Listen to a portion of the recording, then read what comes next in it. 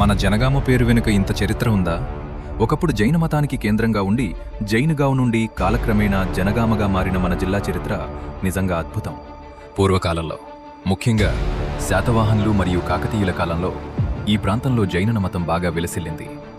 జైన సన్యాసులు, తీర్థంకరులు ఇక్కడ నివసించటం వల్ల ఈ ప్రాంతాన్ని జైన్గావ్ అంటే జైనుల గ్రామం అని పిలిచేవారు. జనగామ జిల్లాలోని కొలనుపాక గ్రామం ప్రపంచవ్యాప్తంగా ప్రసిద్ధి చెందిన జైన క్షేత్రం. ఇక్కడ 2000 సంవత్సరాల నాటి జైన మందిరం, మహావీరుడి విగ్రహం ఈ ప్రాంతంలో జైన మతం ఎంతలా వృద్ధి చెందిందో చెప్పటానికి సజీవ సాక్ష్యం.